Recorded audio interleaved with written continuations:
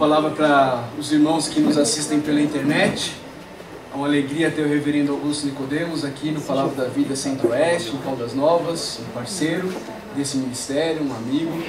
E nós agradecemos mais uma vez sua presença, reverendo. Muito obrigado, El. Sempre um privilégio voltar aqui.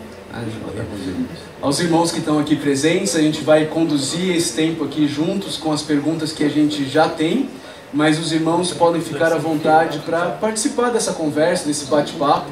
Levanta uma de suas mãos, vai chegar um microfone até você, e aí você pode entrar na conversa e interagir com o reverendo Augusto Nicodemos, tá bem? Reverendo, seu primeiro pastorado foi a primeira de Recife? Tecnicamente sim, mas antes disso eu já tinha liderado os trabalhos em alguns trabalhos de plantação de igreja. O primeiro trabalho foi numa colônia de pescadores na cidade de Olinda. O primeiro trabalho. Até hoje tem, graças a Deus, uma igreja lá. Depois eu fui plantar uma igreja no interior de Pernambuco, entre os plantadores de cana da usina Cucaú, numa cidade chamada Gamileira. E depois voltei para plantar uma igreja, outra vez na cidade de Olinda, num bairro chamado Ouro Preto, onde tinha uma concentração muito grande de jovens drogados. E graças a Deus hoje tem duas igrejas, fruto desse trabalho lá.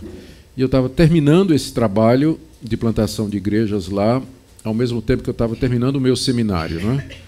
E aí, quando terminei o seminário, que eu fui ordenado pastor, consagrado pastor, então, algum tempo depois, a primeira igreja do Recife me convidou. E do Recife? Do Recife, eu fui para... depois do que eu assumi o pastorado da igreja, eu já tinha estado na África do Sul, com a minha esposa, fazendo o mestrado. E na metade do meu tempo lá na igreja, primeira igreja presbiteriana, a denominação, a Igreja Presbiteriana do Brasil, solicitou os meus serviços. Queria que eu fosse me preparar no exterior, fazer o doutorado em teologia, Novo Testamento, e voltasse para São Paulo, para um curso de teologia que a igreja estava abrindo lá na Universidade Mackenzie, junto com o Mackenzie. Aqui seria o centro de pós-graduação em teologia da Igreja Presbiteriana, né, o André Jumper. E aí, depois de orar bastante, perguntar a Deus qual era a vontade dele, entendemos que esse era o caminho. Então, pastorei durante 4 anos a primeira igreja e fomos para os Estados Unidos para fazer o doutorado. E daí, se eu não estou enganado, Igreja Suíça? Quando voltamos de São Paulo, a Igreja Suíça de São Paulo estava precisando de um pastor que fosse brasileiro e que tivesse experiência internacional. Então, eu fui convidado para ser o pastor titular da Igreja Evangélica Suíça, posição que eu ocupei durante 7 anos. E, ao mesmo tempo, trabalhava no curso de teologia, e primeiro como professor, depois como diretor lá do Centro de Pós-Graduação. E depois volta para Recife, mais 2 anos, é isso? 2 anos para Recife. Eu saí do Mackenzie, daquela minha posição, voltei para a igreja, mais 2 anos, e depois voltei para São Paulo outra vez, para continuar o trabalho que tinha sido interrompido. Foram alguns conflitos que aconteceram na denominação, e eu não podia continuar em São Paulo, mas aí agora voltei e fiquei 11 anos. E esse tempo na Igreja Presbiteriana do Brasil, em Santo Amaro, é isso? Durante esses 11 anos, da segunda vez, né, em São Paulo, eu trabalhei como pastor auxiliar da Igreja Presbiteriana de Santo Amaro, e depois por 1 ano como pastor titular. Eles estavam desesperadamente procurando um pastor, né? Não tinha ninguém, então tinha um auxiliar ali, né? Então eu fiquei durante 1 ano até que o reverendo Leandro Lima fosse trazido e eleito pastor da igreja, né? E foi essa posição que eu ocupei até... eu era chanceler da Universidade Mackenzie nessa época, e chegou um tempo que eu sentia falta de voltar para o pastorado, né? E o meu trabalho na universidade era um trabalho que exigia muito, era muito técnico e era muito acadêmico, e eu sentia muita falta do pastorado, né? Como você vê, eu sempre fui pastor, né? E aí a igreja de Goiânia estava precisando de um pastor, e eu querendo uma igreja, né? Então casou. Casou. Estamos há 1 ano e meio já, graças a Deus. Falando sobre o seu tempo como chanceler, já entrando na nossa primeira pergunta, uma situação que causou bastante rebuliço até foi uma questão com os homossexuais, uma postura do senhor. Pegando esse gancho, como que o senhor aconselharia, ajudaria a igreja atual a lidar com a questão da homossexualidade no que diz respeito ao movimento homossexual e aos indivíduos também? Isso. Com relação ao movimento, né, que é um movimento muito bem articulado, muito bem financiado, pessoal muito preparado e que tem ramificações no mundo todo, né? Eles agem globalmente. Né? Os ataques e as propostas e os avanços são de natureza global. Você vê que é tudo muito semelhante em todos os lugares. Né? Então, eu creio que a igreja, ela deve, dependendo do lugar onde ela está, pensando aqui na igreja no Brasil, ela deve lutar pelos direitos civis fundamentais que o brasileiro tem, que é a liberdade de crença, liberdade de consciência, liberdade de religião e liberdade de expressão. Então, nós somos igreja, mas somos brasileiros também. E nós temos esses direitos assegurados pela Constituição. Então, enquanto esses direitos estiverem na Constituição, a igreja pode envolver-se naquilo que é legal para a manutenção desses direitos. Então, ela pode participar ela pode trabalhar, ela pode ter gente em Brasília, ela pode participar de eventos, de movimentos que propõem exatamente a manutenção desses direitos, porque boa parte do que é proposto pelos ativistas do movimento homossexual implica em tolher a liberdade religiosa. Porque o maior inimigo desse movimento, né, organizado é, de fato, a igreja cristã, quando ela está firme na palavra de Deus.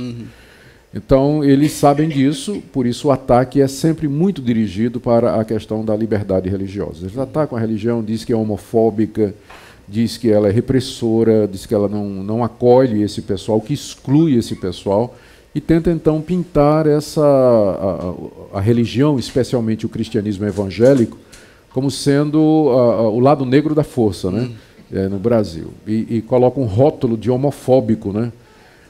O que não ajuda muito são alguns evangélicos que têm espaço na mídia e que entraram na jogada deles, porque a jogada deles foi atrair os evangélicos para um debate cultural de baixo nível mesmo, né?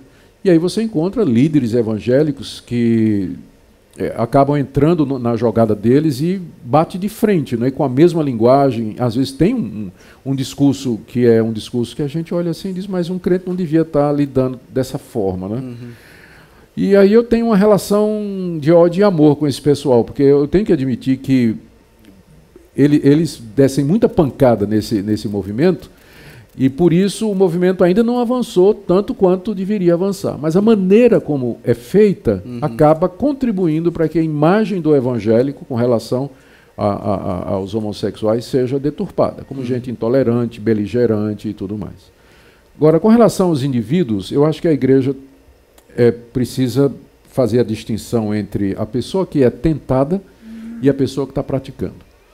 Então, há muita gente, há jovens nas nossas igrejas que são tentados, se sentem atraídos por pessoas do mesmo sexo.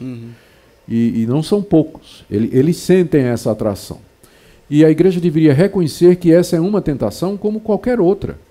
Rapazes que se sentem atraídos por meninas, né, e são tentados a fazer o que não devem. Da mesma forma, estes rapazes ou estas moças se sentem atraídos por pessoas do mesmo sexo e a fazer o que não deve. Então a igreja deve ajudar essas pessoas a dominar os seus desejos e as suas paixões, lembrando para elas que estes desejos são resultado da nossa natureza pecaminosa e que o pecado afetou tanto a raça humana que não é que a pessoa nasce gay, mas ela nasce com inclinações, com facilidades para ir para aquela área, da mesma forma que, por exemplo, a cleptomania, não é?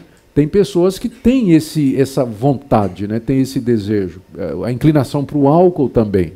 Então tem pessoas que têm essa inclinação, que pode ser combatida e pode ser neutralizada, e pode ser vencida. Há casos, e eu poderia citar casos que eu acompanhei, de jovens que se sentiam atraídos, não é? E com ajuda, com cuidado, eles venceram isso aí, casaram e hoje têm família. Outros não. Eles vão lutar contra esse desejo até o fim da vida. E a opção é o celibato. Né?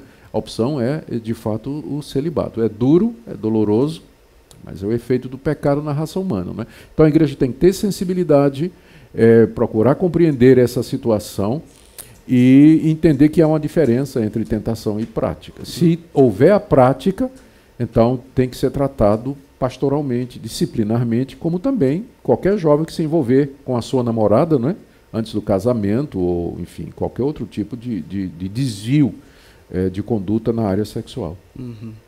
Pensando ainda dentro da questão da juventude, o senhor passou muitos anos dentro da universidade ali, né?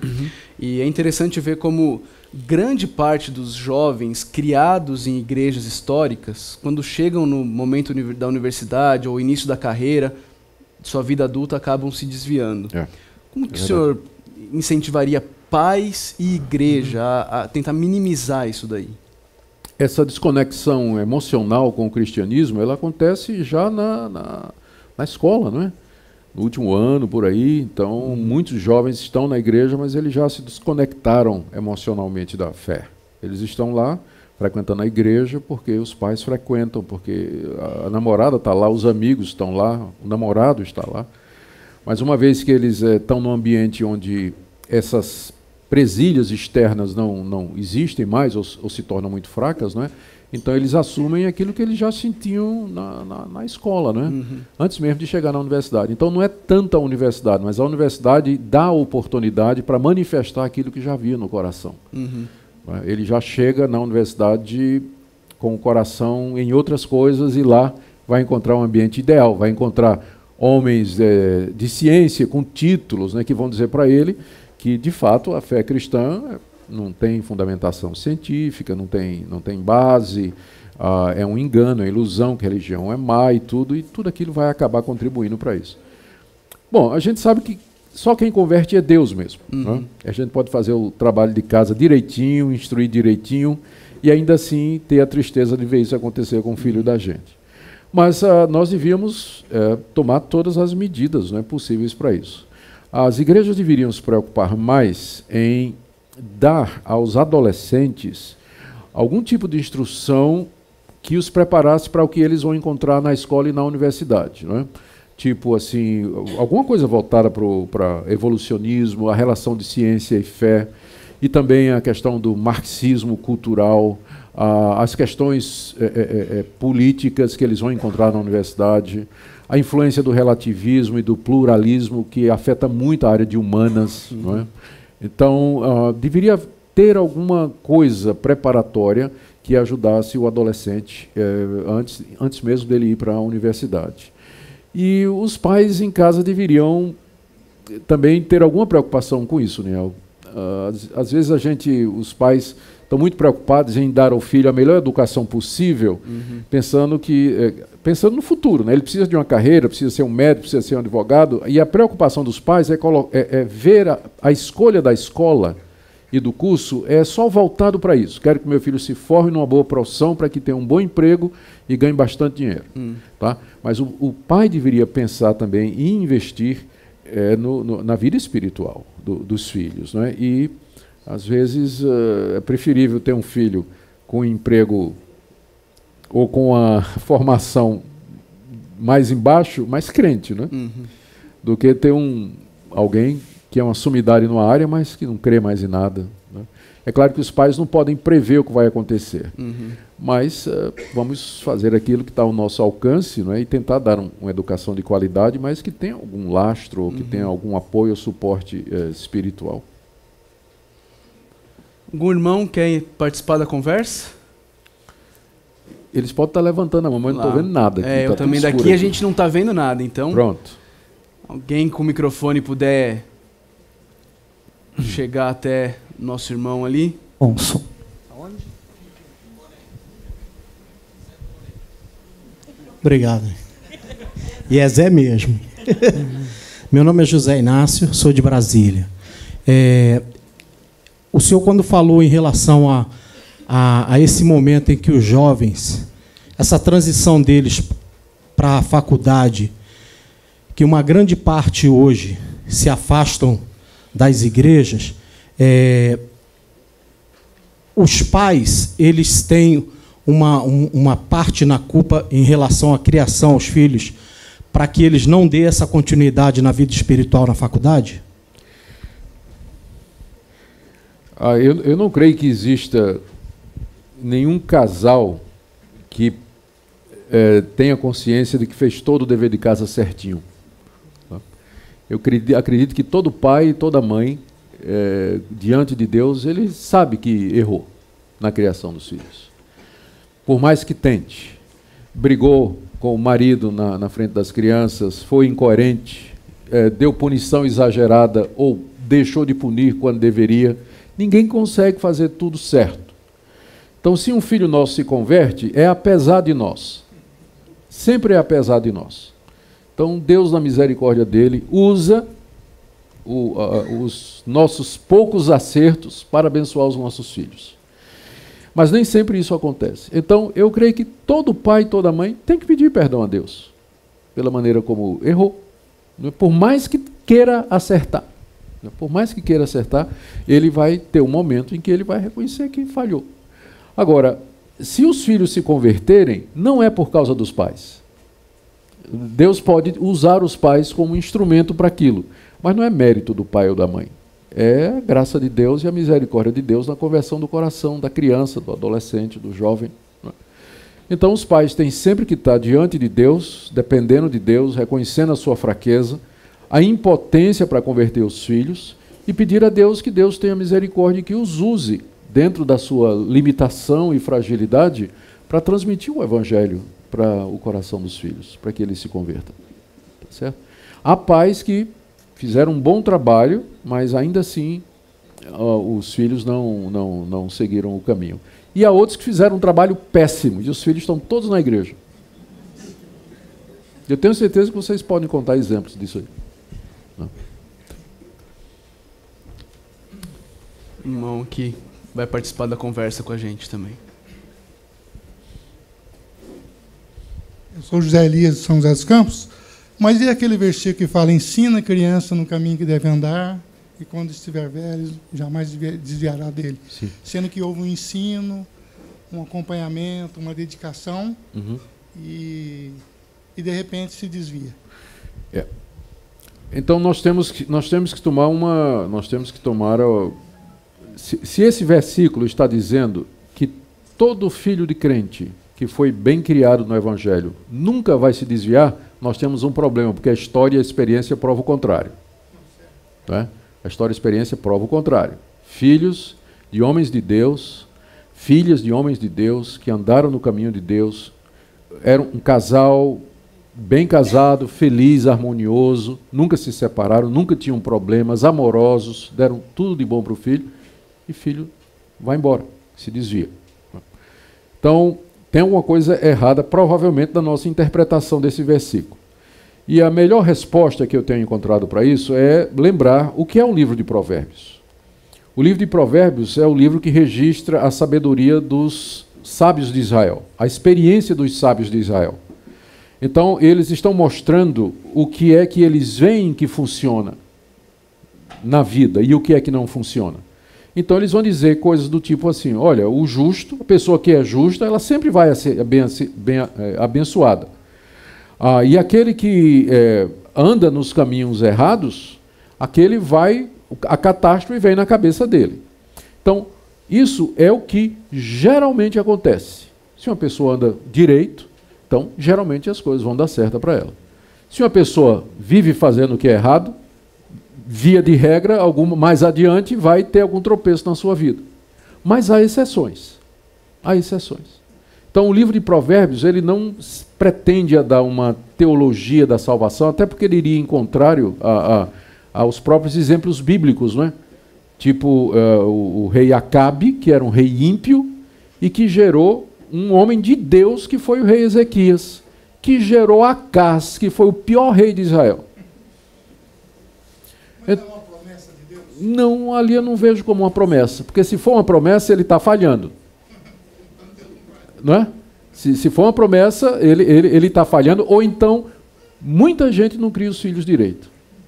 Muita gente não cria os filhos direito. Ali é uma observação do que geralmente acontece. Você cria os seus filhos no caminho do Evangelho, você leva para a igreja. Então, via de regra, vai acontecer isso. A criança vai ficar ali. Mas isso não é o caso sempre. No livro do profeta Ezequias, capítulo 18, ele fala disso. Ele diz, se um homem andar nos caminhos de Deus, for justo, praticar os seus mandamentos, fizer o que é reto e gerar um filho ladrão, está lá no livro de Ezequiel, capítulo 18. Está lá, abrindo essa possibilidade. É uma interpretação muito comum, né, do livro de Provérbios, como se fosse uma caixinha de promessas. Caixinha de promessas. Tira uma por dia. Isso aí. E... é isso aí. Irmão. Nós somos colocados a fazer o evangelismo, né? A pregar, a anunciar para todos Cristo, né? Nem todos vão ser salvos. São os escolhidos, que vai conseguir entender a palavra e aproximar dela, tomar gosto pela palavra e amar a Deus. Os nossos filhos também, nem todos são escolhidos.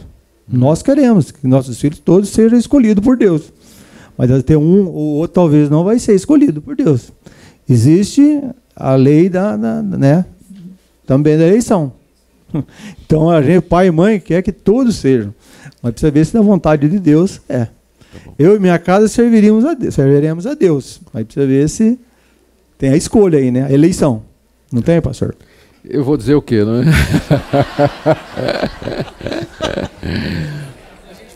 E aqui, se o senhor quiser, a gente segue nas outras perguntas. A questão toda é que como é que a Bíblia aborda essa questão dos filhos dos crentes?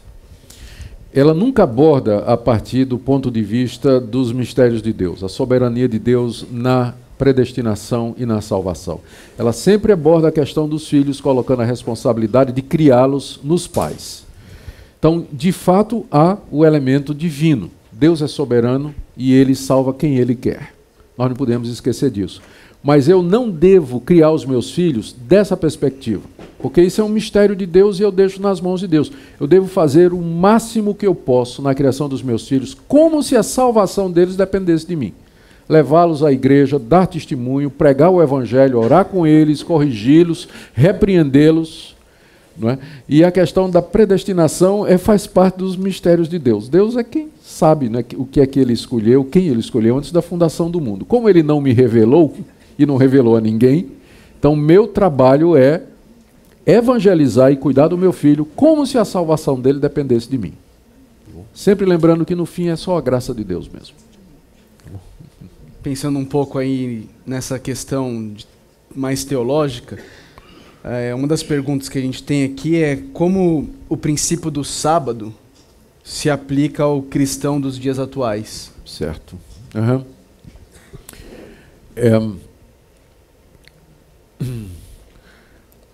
Tem várias posições dos evangélicos com relação a essa questão, que sempre foi um motivo de muita polêmica. Tem a posição dos que acham que o sábado, que o domingo, né, que é considerado o sábado cristão, ele tem que ser observado com o mesmo rigor que os judeus observavam o sábado. Então, eu mesmo fui criado num ambiente em que no dia de domingo se evitava cozinhar, se evitava fazer compras, se evitava qualquer coisa, né? A ênfase era dada ao descanso e ir ao culto e realmente se abster de qualquer outra atividade que não fosse relacionada com a igreja. Outros evangélicos entendem que a observância do domingo é bem menos, não deve seguir aquele rigor que é exigido para o sábado, não é? Mas o domingo continua sendo um dia especial, um dia distinto, diferente dos outros. E tem outros evangélicos que acham que não há distinção nenhuma entre o domingo e os demais dias da semana, né? Que o sábado já teve o seu... ele já foi cumprido, ele, embora esteja nos 10 mandamentos, mas ele tem um elemento cerimonial que já foi cumprido, e que agora o cristão é livre para fazer o que quiser no dia que ele quiser.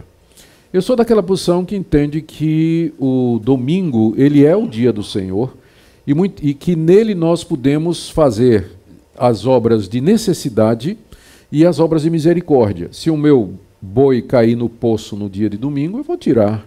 Não é? Se minha esposa ficar doente ou um dos meus filhos ficar doente no dia domingo, eu vou levar para o hospital. Se tiver um vizinho que esteja precisando de uma ajuda no dia domingo, eu vou fazer isso. Tá certo? Mas eu não farei no domingo aquele trabalho que geralmente é reservado para os outros dias da semana, porque de fato ele é o dia do Senhor. E o domingo para nós ele tem um caráter muito mais teológico e profundo do que o sábado tinha para o judeu, porque o sábado na legislação judaica ele cumpria não somente o mandamento de descanso, ele não somente representava o conceito divino de você trabalhar 6 dias e descansar 1, mas ele também tinha um caráter profético, ele preanunciava aquele descanso que Jesus Cristo haveria nos dado à ressurreição. Então, uma vez que nós compreendemos isso, o domingo para nós, de fato, é o dia do Senhor, foi o dia em que Ele ressuscitou dos mortos, é o dia que inaugura e preanuncia aquele descanso que nós vamos ter e do qual o livro de Hebreus fala na vinda do Senhor Jesus. Então, eu acho que nós deveríamos lembrar disso. O sábado, o domingo, de fato, é um dia que é diferente dos outros. Nós deveríamos descansar nesse dia, empregá-lo nas coisas de Deus o quanto possível, mas isso não me impede, se necessário, eu fazer misericórdia e aquilo que é preciso fazer para a manutenção da minha casa. Então, por exemplo, um médico que está de plantão no domingo, eu não tenho nenhum problema com isso. Isso faz parte do trabalho dele, ele está ali por causa do plantão, ele foi escalado para fazer o trabalho dele, ou qualquer outra pessoa, não é? Então, se ele puder fazer uma escala em que ele troque o domingo por outro dia, ele faz. Se não puder, então ele vai fazer aquilo sem nenhum prejuízo para a sua vida espiritual. Ele deve buscar fazer essa escala? Se ele tiver essa oportunidade, sim. Eu acho que sim, porque aí ele vai estar com a família, vai participar com os irmãos do culto, vai descansar. Mas se ele não tiver chance ou oportunidade... Então... Ok. Uma pergunta sobre o seu calvinismo, né? O meu, ok. A pergunta é: calvinistas são menos evangelistas?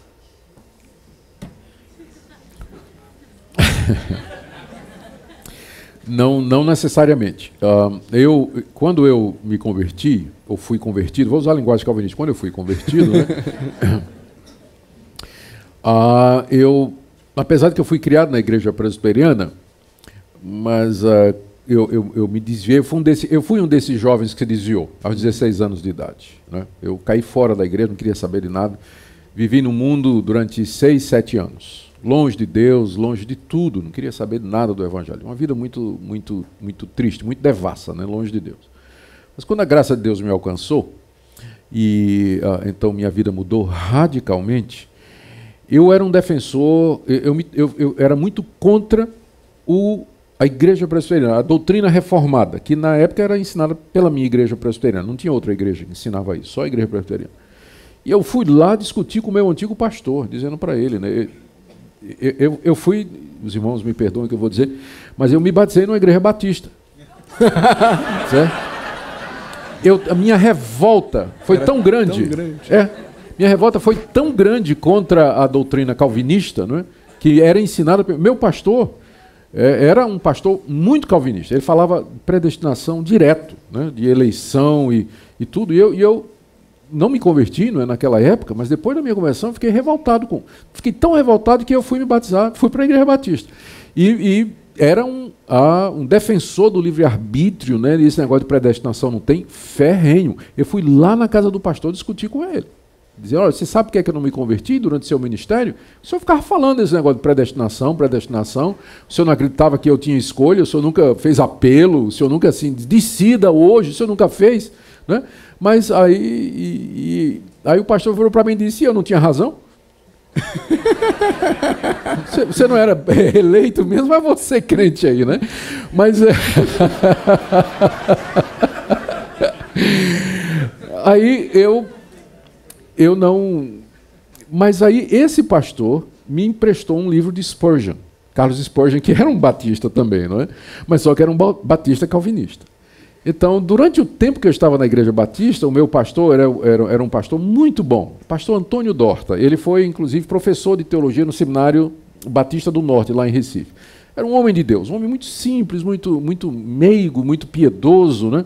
Ele me deu, junto com as obras de Finney, né? Ele me deu também Assim, ele me deu muita coisa de Finney e tudo. Mas o pastor presbiteriano me deu o Charles Spurgeon. E eu estava no campo missionário, no interior de Pernambuco, comecei a ler Spurgeon, por curiosidade, e vi aquele título lá do sermão dele, Eleição. Eu vou ver o que é que esse cara tem para dizer, né? Aí comecei a ler, e quando terminou a leitura, eu estava de joelhos, agradecendo a Deus, porque eu entendi, né? Foi a minha mudança, né? Eu entendia o que é que significava a doutrina da eleição de predestinação. Meu zelo evangelístico não mudou. De lá eu fui para Olinda plantar igrejas, pregar o evangelho para os jovens drogados daquela região. Depois disso, tive na África do Sul para o mestrado. Lá eu comecei um trabalho de evangelização com os africanos, os trabalhadores que tinham perto de casa, e com os indianos também. E quando voltei para a primeira igreja presbiteriana do Recife, eu comecei a me envolver com o trabalho de plantação de igreja no interior do Nordeste, né, chamado Rumo ao Sertão.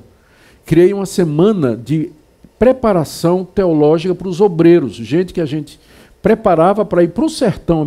A igreja realizava viagens missionárias, 2 viagens missionárias ao interior, no sertão, por ano. Então, nunca abalou minha convicção de que, apesar de que Deus é soberano e que ninguém pode ir a Cristo se não for dado pelo Pai, mas isso não quer dizer que eu não deva anunciar o Evangelho a todos. Os grandes missionários que começaram as chamadas missões de fé, como Hudson Taylor, por exemplo, eles eram calvinistas. Os calvinistas pregaram o Evangelho. Calvino enviou para cá, na primeira leva de evangélicos que veio para o Brasil, que foi em 1555, que eles chegaram na Baía da Guanabara, veio um navio cheio de pastores huguenotes enviados por João Calvino lá da França, para evangelização e colonização aqui do Brasil. Então, não tem nada na doutrina calvinista que impeça a evangelização. Na verdade, se eu não acreditasse que Deus tem os seus eleitos, aí é que eu não ia evangelizar mesmo, porque se o homem for deixado à sua própria escolha, ele nunca vai querer Deus. Se Deus não tocar no coração dele, não mexer as circunstâncias, não iluminar a mente dele, ele nunca vai escolher Deus. Então, nossa evangelização vai ser em vão. Exatamente porque Deus toca nos corações e chama mesmo, é que eu me sinto animado para pregar o evangelho, porque eu sei que Deus tem os seus eleitos e que ele vai chamá-los através da pregação. Então, um calvinista que não evangeliza, pode ser um hipercalvinista, que é uma deturpação do calvinismo, que acha já que Deus elegeu, não precisa pregar. Então, esse pessoal, eu não acho que está correto, não. Está muito errado. Essa teologia reformada, especialmente a soteriologia, ela tem ganho bastante campo entre os pentecostais brasileiros, né? E alguns nomes de expressão nos Estados Unidos, como Dr. Wayne Gruden, John Piper, o próprio C.J. Mahaney, são calvinistas que creem na continuidade dos dons espirituais. Uhum. Como é que o senhor vê existe essa possibilidade de harmonizar essas duas coisas? Eu creio que sim. Quando a reforma protestante surgiu, e com ela o pensamento de João Calvino e de outros reformadores que se inspiraram em João Calvino, eles estavam lutando contra, em primeiro lugar, contra a Igreja Católica, que afirmava a continuação da revelação. A Igreja Católica acredita até hoje em revelação contínua. Então, a Bíblia não é a palavra final de Deus, mas Deus continua se revelando à Igreja, através do magistério católico e através do Papa. E, por conta disso, é que eles têm doutrinas como o nascimento, a virgindade perpétua de Maria, a ascensão de Maria ao céu de 1950 e poucos, né, que é o dogma de que Maria subiu aos céus, exatamente como Cristo subiu, porque eles acreditam em revelação contínua. Então, na época da Reforma, os reformadores eles entenderam que essa porta aberta de novas revelações era a causa de todas aquelas doutrinas erradas na Idade Média. Então, eles se levantaram e disseram, sola scriptura, só a palavra de Deus, só a Bíblia. Deus não fala, Deus não está trazendo novas revelações. O que ele tinha para nos dizer está dito na Bíblia. Então, não há novas revelações. Então, de um lado, os reformadores estavam enfrentando a doutrina do papado, que pressupunha novas revelações. E tinha também o movimento anabatista, aliás, ao lado do movimento anabatista, tinha um movimento que João Calvino chamava dos entusiastas. Era um grupo liderado por um profeta alemão chamado Müntzer, que dizia que Deus estava falando naqueles dias da Reforma Protestante exatamente como falou durante o período dos apóstolos. E esse pessoal deu tanta dor de cabeça aos reformadores quanto o pessoal da Igreja Católica. Então, hoje em dia, quando a gente pensa em reforma, a gente pensa só na Igreja Católica e esquece que havia também uma outra frente, que era contra esses entusiastas. Calvino escreveu um livreto em francês, o título é Contra esses profetas que se intitulam de entusiastas, né? Então, é um panfleto em francês que ele escreveu, exatamente combatendo essa abertura que esse pessoal estava tendo, né, para que o Espírito Santo estivesse trazendo novas revelações e trazendo novas ideias e assim por diante. Então, por conta disso, a Reforma Protestante, quase por unanimidade, todas as grandes confissões que foram escritas no período da Reforma, elas diziam: os dons cessaram, as revelações cessaram, não há mais novas revelações. Deus nos fala pela Bíblia e só, não fala por mais nada. A Bíblia é a única regra de fé e prática. Sola Escritura é o primeiro sola, né? O primeiro slogan da Reforma é exatamente esse. Então, isso foi entendido pelos calvinistas, né? E pelos reformados em geral, particularmente os calvinistas, como se referindo àqueles dons que no passado Deus concedeu, através dos quais vinha a revelação, o dom da profecia, o dom de milagres, o dom de línguas. Eles entendiam que estes dons eram revelacionais. Deus se revelava de uma forma extraordinária através do milagre, através das línguas, através das profecias. Então eles disseram, esses dons cessaram, porque eles fazem parte daquele período em que Deus estava se revelando. Agora que a Bíblia está completa, nós não temos mais esses dons revelacionais. Só que essa mais última geração de reformados, não é? Eles tentaram compreender isso um pouco mais acuradamente, especialmente à luz do movimento pentecostal, que está completando 100 e poucos anos, né? E eles, vários desses reformados, especialmente esse que você mencionou, que é uma linha dentro da reforma, né, que às vezes são chamados de novos calvinistas, né, exatamente porque uma das ênfases é essa daí, eles chegaram à conclusão seguinte: de fato, não há novas revelações. Mas o dom de línguas, por exemplo, ele não é revelacional. Ele não trazia nenhuma nova revelação. O dom de línguas era um milagre que acontecia em que a pessoa se dirigia a Deus numa língua que ele nunca tinha aprendido. Mas aquilo não trazia nenhum conteúdo novo.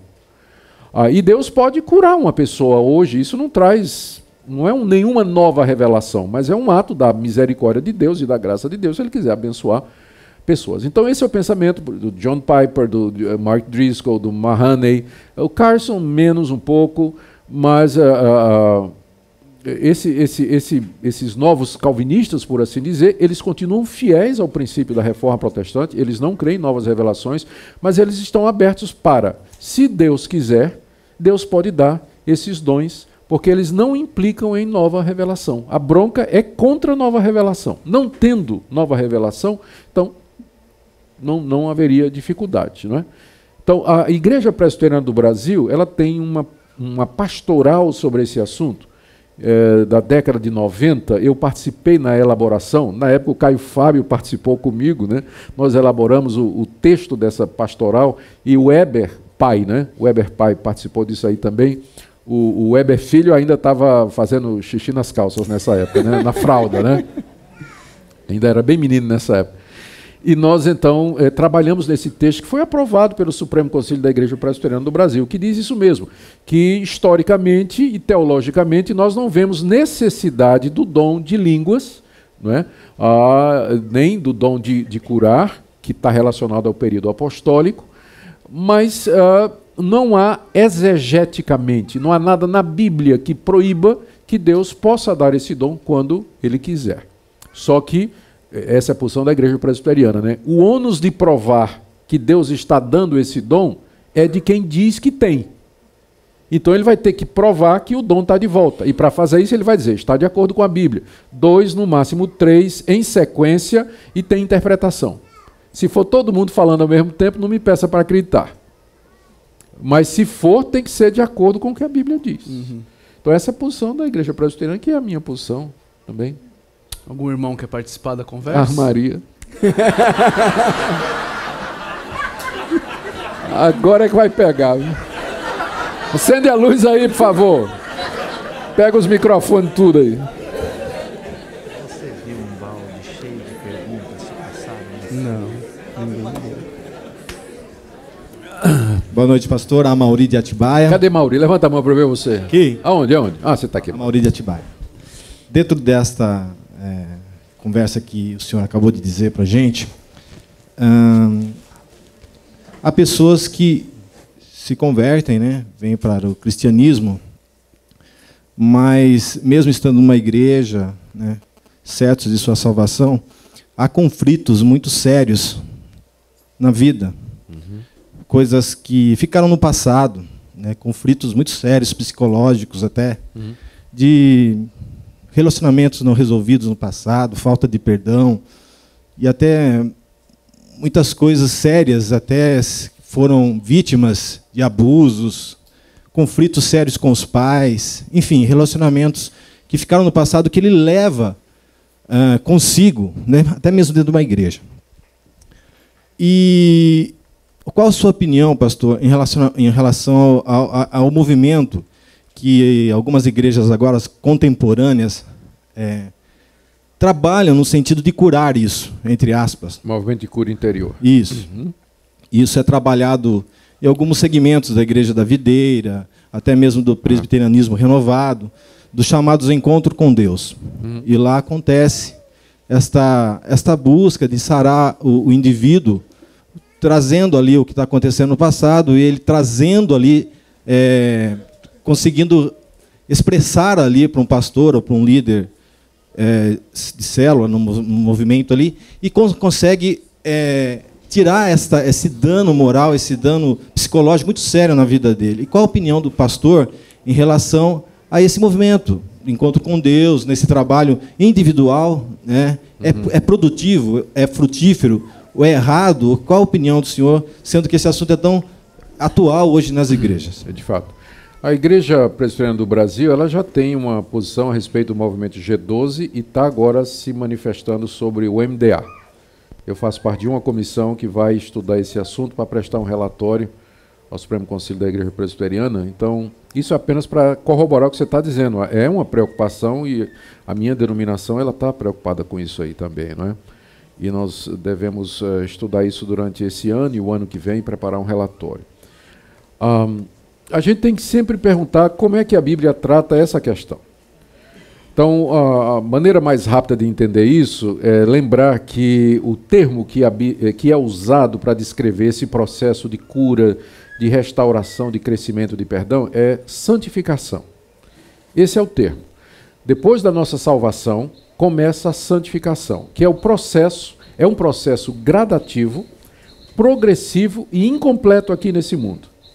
E que vai durar até o último dia da nossa vida, em que Deus, pelo Espírito Santo, usando os meios de graça, a palavra, os cultos, os irmãos, o trabalho pastoral, a disciplina, enfim, todos os meios que Deus quer usar, Deus, através desses meios, pela atuação do Espírito Santo, ele vai mortificando as paixões do nosso coração, vai nos ensinando a subjugar a força do pecado e a crescer naquelas virtudes que são apresentadas em passagens como, por exemplo, Efésios 5, fruto do Espírito. Então, esse é um processo lento, é um processo gradual, é um processo inacabado e imperfeito aqui nessa vida. Então, tem pessoas que vão lutar a vida toda, né, contra determinada tendência e determinada tentação. Outras vão conseguir conquistar ultrapassar aquela tentação, aquela falha de caráter, vão aprender e aí vão se deparar com outra. Não é que eles vão novamente começar a guerra da santificação. Então, é um processo que dura a vida toda. A minha preocupação com modelos como esse aí é que tenta dar uma resposta imediatista para uma questão que vai durar a vida toda. Então, a raiva que uma pessoa tem pessoas que são iracundas. Pode ser que elas sejam, Deus pode curar a pessoa dessa ira, né, num encontro desses. Mas o processo normal é você aprender a desenvolver o fruto do Espírito, que é paciência e é amor. E aquilo você vai levar a sua vida toda lutando contra aquela raiva que você tem dentro de você. Aquele estupim curto, aquela falta de paciência, você vai ter que lutar e dominar aquilo, vai lutar a vida toda. Então, o que acontece nesses encontros é que se propõe oferecer uma cura rápida e imediata, miraculosa, para isso que a Bíblia nos ensina, que é um processo, né, diário de quebrantamento, de mortificação, que vai durar a nossa existência toda. Eu tenho muita dificuldade com essas soluções, né, que prometem mais do que a Bíblia promete. A gente tem que lembrar disso aí, que nós vamos lutar a vida toda mesmo, não tem como. Agora, numa reunião dessa, num evento desse, a pessoa pode ser levada a lembrar de coisas que ela tem que corrigir, ela pode ser levada a pedir perdão a Deus, né? Eu sei que há exageros do tipo assim, agora você tem que perdoar Deus. Perdoar Deus, porque Deus deixou você, quando criança, ser abusado sexualmente. Você foi abusado sexualmente. Deus é Deus, ele podia ter impedido, ele não te impediu. Então você cresceu com essa raiva daquilo, essa raiva é contra Deus. Então você tem que perdoar Deus. Então tem essa questão do perdão, para perdoar Deus, em encontros, alguns encontros desse tipo aí. Então é claro que isso é um absurdo, né? Perdoar Deus, porque Deus é justo, ele nunca faz nenhuma coisa errada. Então essa é a minha avaliação. Minha irmã ali, ó.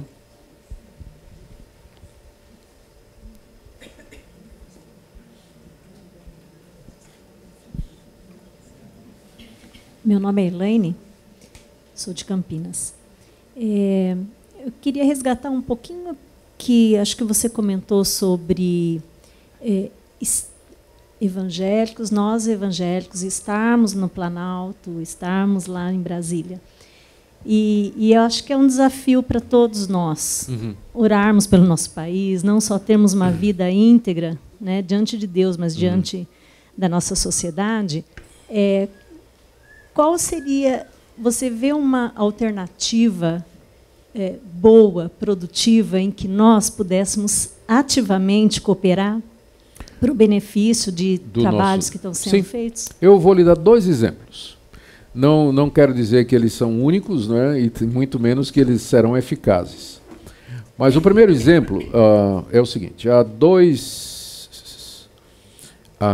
5 meses atrás, eu estive no Planalto juntamente com um grupo de pastores evangélicos representativos das denominações históricas e não aqui no nosso Brasil. Então tinha representante da Assembleia de Deus, tinha representante da Igreja Batista, dos luteranos, vários, tinha mais de 10, tá certo? E eu estava lá com eles.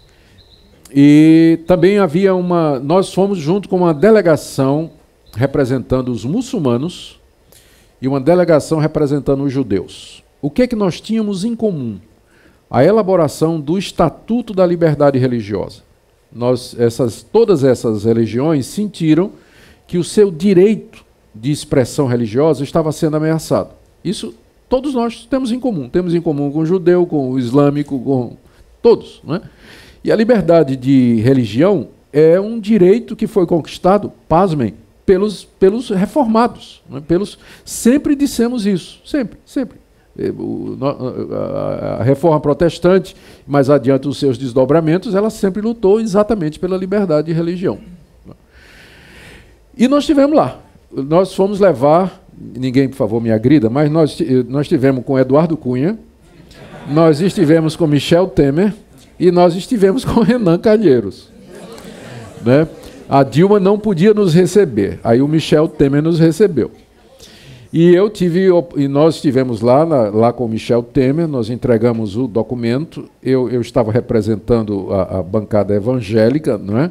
Tinha um judeu que estava representando lá, os judeus, e um islâmico lá, e nós demos uma palavra para o vice-presidente da República, dizendo da nossa preocupação de que determinados movimentos, leia-se entre aspas o movimento ativista gay, não é? De que estava trabalhando para roubar os brasileiros de um direito fundamental. E nós estávamos ali para propor o estatuto. Quando a gente teve antes com o Eduardo Câmara, ele na hora pegou o celular lá e criou uma comissão especial. Não ia nem passar. É Eduardo Cunha. Da Câmara? Não, Eduardo Cunha, que é o presidente da Câmara. Foi? Perdão. Desculpem.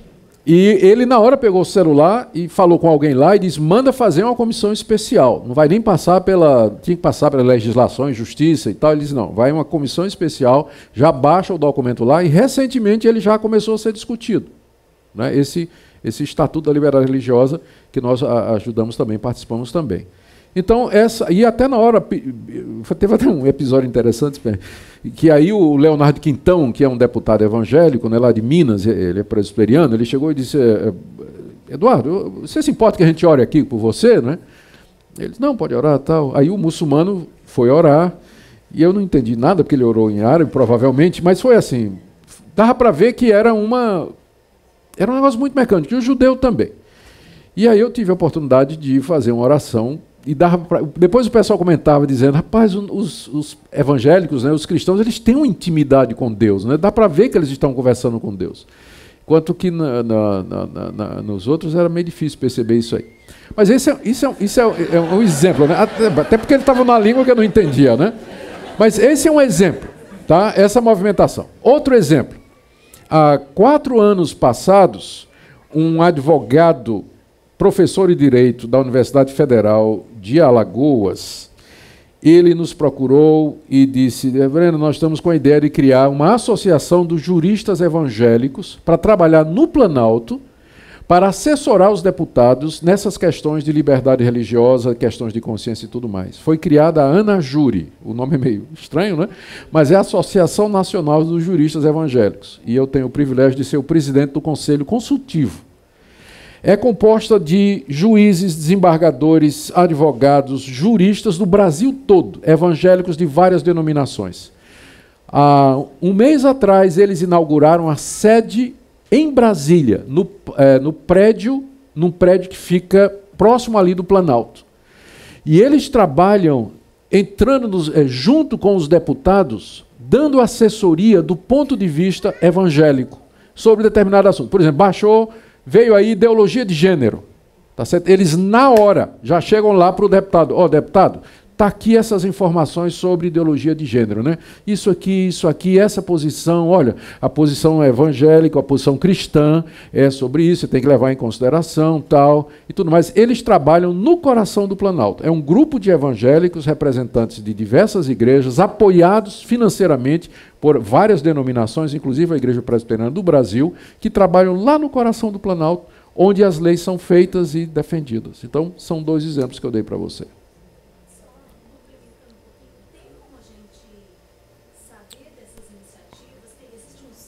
Anajure.org. Está tudo lá. E se quiser colaborar também, muito bem-vindo. Que depende de ofertas do site. Eu não ganho nada, tá? Eu sou só... Pastor Florenilson Vilas Boas, eu sou de São Bernardo do Campo. Nós temos o privilégio muito grande de estar aqui na primeira vez no PV e estar diante do pastor, aprendendo um pouco mais. Não vou apertar o pastor, não precisa pedir socorro também. Mas eu gostaria de que o irmão discorresse um pouco sobre a questão do batismo, né, por imersão e o batismo por aspersão, esse diferencial, porque o senhor é batizado por imersão. Isso. Eu me sinto muito tranquilo para falar sobre isso, porque se a forma do batismo salva, eu estou garantido. Eu fui batizado na Igreja Presbiteriana quando era criança e depois de adulto na Igreja Batista. Então, se o batismo salva, não é? Eu estou garantido. Vir trabalhar comigo aqui. Eu posso ser membro de qualquer Igreja Batista, porque sem ter que mergulhar de novo, né? O que tem até uma historinha, eu vou contar, mas ninguém se ofenda, né? E conversando com os amigos batistas, eu geralmente pergunto, se você mergulha uma pessoa, vai batizar por imersão, você mergulha a pessoa, se mergulhar até a barriga, está batizado? Não está não. Tá bom, então mergulha mais um pouquinho. Até o ombro, está batizado? Não está. Mais um pouco. Se chegar aqui, está batizado? Não está. Então o que vale é a cabeça mesmo, né? Não é? Então está resolvido.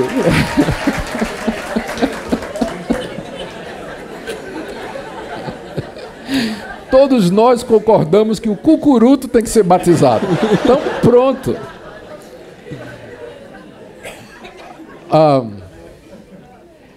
Eu, como pastor presbiteriano, eu creio que a aspersão é uma forma válida de batismo e, naturalmente, eu não tenho absolutamente nada contra batismo por imersão. Se exegeticamente fosse fácil determinar qual era o modo bíblico, não teria essa briga que tem hoje entre excelentes estudiosos batistas, homens de peso, de conhecimento, e excelentes estudiosos luteranos, episcopais, reformados do lado de cá também, e presbiterianos. Então, é o tipo de discussão que não vai ser ganha apelando para a autoridade, que você vai ter autoridade de um lado e vai ter autoridade do outro. Gente com PhD aqui e gente com PhD ali. Gente que conhece grego aqui e gente que conhece grego lá. Então, é uma discussão que ela não tem fim. Tá? Então, eu penso que a melhor forma é cada um estar convencido, né, chegar à sua própria convicção e respeitar a posição dos outros. Né? Respeitar a posição dos outros. A igreja presbiteriana, ela batiza por aspersão, mas ela não rebatiza quem já foi batizado por imersão. Nós reconhecemos o batismo da Igreja Batista e de outras igrejas que são evangélicas e que são feitas por imersão. Nós não temos dificuldade. Se o senhor quiser vir ser presbiteriano, o senhor é muito bem-vindo. Vou pegar o gancho nisso aí, reverendo. E em relação a igrejas neopentecostais, talvez até algumas igrejas que a gente teria dificuldade até de chamar de igreja, exatamente. Como que uma igreja histórica deveria lidar com pessoas que chegam? Eu só posso falar tendo como referência a minha denominação, né, que é a Igreja Presbiteriana. A Igreja Presbiteriana, ela foi a primeira no Brasil que teve a coragem de publicar um documento público dizendo que a Igreja Universal é seita e, portanto, não aceita quem foi batizado na Igreja Universal. Então, se vem alguém da Igreja Universal para a Igreja Presbiteriana, ele vai ter que ser rebatizado. E a razão para isso foi um estudo detalhado que foi feito por os mestres presbiterianos, né, das publicações de Edir Macedo e de outros escritores que tem dentro da Igreja Universal. E se detectou que, apesar de usar a linguagem evangélica e jargão evangélico e ter alguns conceitos evangélicos, mas o desvio é tão grande que não dá para considerar como igreja evangélica. E essa decisão foi tomada no final da década de 90, né? E dá para ver como a Igreja Universal ela vem cada vez mais se afastando, né? O Edir Macedo agora assumindo o judaísmo, construindo o Templo de Salomão, se vestindo como rabino, né? Um desvio completo do Evangelho da Graça, né? E aquela famigerada teologia da prosperidade. Então, a minha denominação, ela rebatiza quem vem das seitas, quem pensa parecido com a igreja neopentecostal. Aí vai entrar a do apóstolo Valdemiro Santiago, vai entrar o R.R. Soares, quem vem dessas igrejas neopentecostais de teologia da prosperidade e tudo mais, na igreja presbiteriana, ele é rebatizado. Ok. Algumas perguntas que chegaram aqui agora que alguns adolescentes fizeram e a gente não tinha recebido. E são as perguntas mais difíceis, são essas aí dos adolescentes. A primeira diz assim, reverendo, em Cristo, sacrifícios pessoais do tipo jejum, horas de oração, oração na madrugada, isso foi suprido em Cristo ou isso ainda abre portas? Como eu disse, as perguntas dos adolescentes são geralmente as mais complicadas. Mais uma vez a gente tem que perguntar o que é que a Bíblia diz a respeito disso. Não é? Jesus falou a respeito do jejum, ele falou da necessidade de nós perseverarmos na oração. A Bíblia não estabelece um horário em que a oração é mais eficaz, do tipo assim, se você orar de madrugada ou orar às 6 da manhã, e nenhum lugar, tipo no alto do monte, a oração vai ter mais eficácia. Não há nada na Bíblia a respeito disso. Mas Jesus e os apóstolos ensinaram a necessidade de perseverar em oração, de buscar a Deus fervorosamente, de todo o coração, e também do jejum. Então, se eles ensinaram isso, é porque estas coisas elas não passaram, né, em Cristo.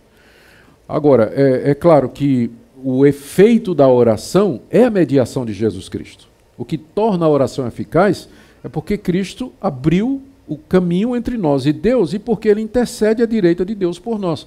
E o Espírito Santo também intercede aqui, como Paulo diz lá em Romanos capítulo 8. Nós não sabemos orar como convém, mas o Espírito intercede por nós com gemidos inexprimíveis. A vantagem do jejum, de você gastar tempo orando, ou escolher, por exemplo, uma madrugada para orar, é a quietude, é o silêncio, é o foco que você, o tempo que você gasta ali, ajuda a preparar a mente, não é? O jejum ajuda você a preparar a mente e o coração para isso. E um tempo para vocês tratar com Deus. As nossas orações no dia a dia, elas são muito rápidas, não é? E sempre interrompidas, ou pelo celular, ou pelo nosso trabalho, ou enfim, outras atividades. Então, ter períodos, não é?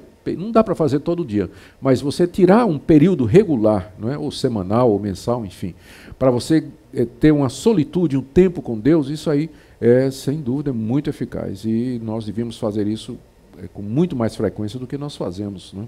Então não está abolido assim do tipo, não tem valor. Tem valor. Se não tivesse, o Senhor Jesus e os apóstolos não teriam nos instruído sobre isso. A outra aqui de adolescente também é sobre dom de profecia. Existe diferença entre a profecia do Antigo Testamento e do Novo Testamento? O que é o dom de profecia? Esse dom ainda é operante hoje? Uhum. Essa pergunta ela levaria uma noite inteira para a gente explicar, não é? Os profetas do Antigo Testamento, eles eram pessoas que Deus levantou, através dos quais ele revelou a sua vontade na história da salvação. O que é que ele ia fazer, os atos redentores que ele faria. Os profetas anunciaram a vinda de Cristo, a sequência da história, a morte de Cristo, a sua ressurreição e o seu reino glorioso. Essa tarefa, no Novo Testamento, ela é dada não aos profetas do Novo Testamento, mas aos apóstolos. Então, quem são os sucessores de Isaías, Jeremias, Ezequiel, Daniel? É Paulo, Pedro, João, Tiago. Eles é que foram os sucessores dos profetas do Antigo Testamento. A prova é que nenhum livro do Novo Testamento foi escrito por um profeta do Novo Testamento, mas foram escritos ou por um apóstolo ou por alguém associado aos apóstolos. A maior profecia do Novo Testamento é o livro de Apocalipse, mas foi escrito por um apóstolo, João. Quem é que falou a respeito do arrebatamento, da transformação dos que estiverem vivos, da segunda vinda de Cristo, da ressurreição dos mortos? O apóstolo Paulo. 1 Tessalonicenses, 1 Coríntios, capítulo 15, foi Paulo que falou sobre isso. Quem é que falou do novo céu e da nova terra, e que Cristo, na sua vinda, quando vier instalar o novo céu e nova terra, ele vai transformar a terra, não é? Vai ter o novo céu e a nova terra. O apóstolo Pedro, segunda carta, capítulo 3. Então você não tem nada, não há registro de nada que um profeta do Novo Testamento tenha dito, a não ser Ágabo, que predisse que Paulo seria preso, que teria uma grande fome. Fora isso, você não sabe o que é que os profetas de Corinto falavam, você não sabe o que é que os profetas em Roma falavam, não tem registro. Por quê? Porque os sucessores dos profetas do Antigo Testamento, os grandes profetas, Isaías, Jeremias, Malaquias e tudo, foram os apóstolos do Novo Testamento. E uma vez que os apóstolos encerraram seu ministério, e não há mais apóstolos como eles, encerrou-se também a profecia nesse sentido. A revelação infalível de Deus sobre o que é que ele vai fazer na história da redenção. O que há hoje, o dom da profecia hoje, seria a capacidade de você trazer uma palavra de Deus para as pessoas. Eu acredito, por exemplo, que quando alguém abre a palavra de Deus e expõe a palavra de Deus e ele traz essa palavra, o peso dessa palavra para o coração das pessoas, ali está a profecia.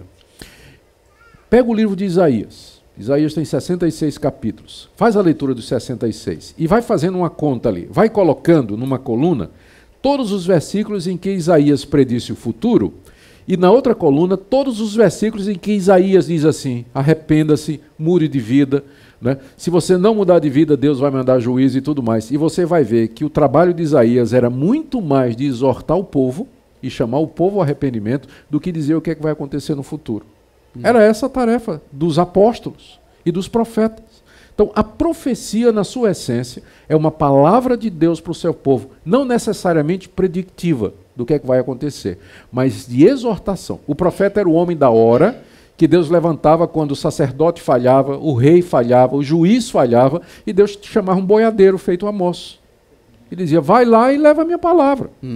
Então, era essa a tarefa do profeta, chamar o povo de volta aos caminhos de Deus. E ao fazer isso, ele dizia: se vocês se arrependerem, Deus mandará o libertador. Senão, Deus vai mandar um povo lá do norte, com um rei chamado fulano de tal, que vai pegar vocês. Não é? Lá vem o bicho papão. Mas quando ele fazia isso, quando ele profetizava sobre o futuro, não pode profetizar sobre o passado, né, Nicodemos? Quando ele profetizava, ele sempre fazia isso em função da exortação. Dizer para o povo: ou você muda de vida, ou vem o inimigo que vai exercer o juízo de Deus contra você. Então, nos dias de hoje, nós não temos mais profetas como Isaías, Jeremias, não tem, né? E muito menos como os apóstolos, né? Hoje, o profeta é aquela pessoa que traz a palavra de Deus, de exortação, porque a gente já sabe o que é que Deus vai fazer. Essas revelações individuais, tipo assim, Deus dizer a uma pessoa, né, com quem ela vai casar, ou alguma decisão pessoal na vida, isso é alguma coisa tão pessoal que ela não pode virar doutrina. Do tipo assim, a pessoa teve uma experiência com Deus, Deus me mostrou que eu tenho que mudar para aquela cidade. Eu digo: bom, irmã, esse é ou irmão, né? Isso aí é uma experiência entre você e Deus, tá? Então, por favor, não transforme isso numa doutrina, dizendo assim: todo mundo tem que receber uma revelação pessoal sobre a cidade em que vai morar. Porque isso aí que você está dizendo não está na Bíblia. Quando eu procuro na Bíblia as formas em que Deus vai me guiar, então geralmente você tem que obedecer os princípios gerais da palavra de Deus, você tem que consultar sábios, você tem que, se é casado, tem que ouvir a sua esposa, ouvir o seu marido, você tem que ver as circunstâncias, você tem que ver se aquilo não vai lhe levar mais para perto de Deus ou para perto do pecado. Então, tudo isso me ajuda a tomar uma decisão.